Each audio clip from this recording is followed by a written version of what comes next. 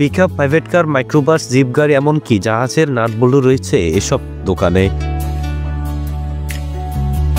নগরীর মুরাদপুর এলাকার সড়কের পাশ ঘেঁষে গড়ে ওঠা এসব দোকানে রিকন্ডিশন বা পুরনো গাড়ির নাটবল্টু ছাড়া রয়েছে গাড়ি মেরামতের বিভিন্ন জিনিসপত্র। সড়কের একাংশ ফুটপাত ছাড়িয়ে এসব যন্ত্রাংশের দোকান গড়ে উঠেছে বিভিন্ন অলিগলিতে।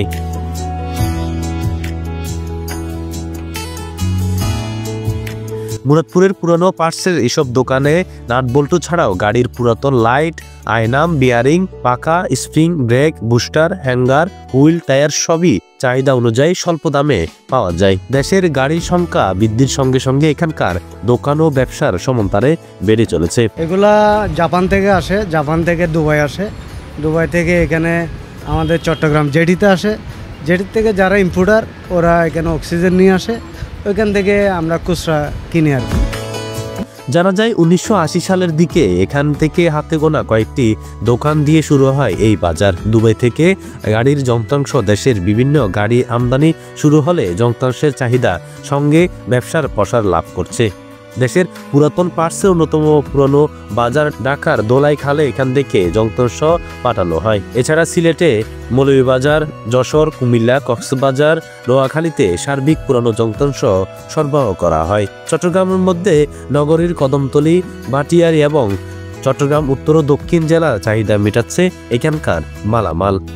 কয়েক যুগ ধরে এই ব্যবসা চলে আসলেও পায়নি প্রাতিষ্ঠানিক শিল্পের ছোঁয়া। এ নিয়ে ক্ষোভের অন্ত নেই এলাকার ব্যবসায়ীদের। বংশপরম্পরায় এসব ব্যবসার হাল ধরেছে তরুণ ব্যবসায়ীরা। আমাদের দেশের অবস্থা বুঝুন না কিরকম, যে কমাতে আসুক না কেন তার পকেট পূজা করতেছে, জনগণের পকেট পূজা করতেছে না। জনগণের রক্ত চুষি খেয়ে এরা মানুষ হচ্ছে, দেখ রাইতে রাইতে আঙুল ফুলে কলা গাছ হচ্ছে এরা।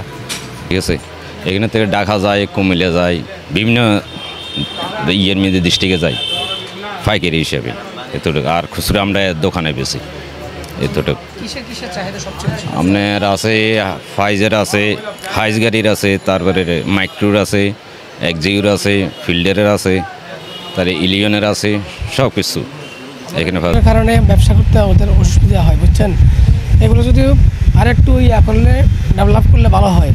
এমনি এখানে ব্যবসা একসময় ভালো ছিল, এখন তেমন ভালো না, খুব ডাল অবস্থা। এগুলা জাপান থেকে আসে, জাপান থেকে দুবাই আসে, দুবাই থেকে এখানে আমাদের চট্টগ্রাম জেটিতে আসে, জেটির থেকে যারা ইম্পোর্টার ওরা এখানে অক্সিজেন নিয়ে আসে, ওইখান থেকে আমরা খুচরা কিনি আর কি।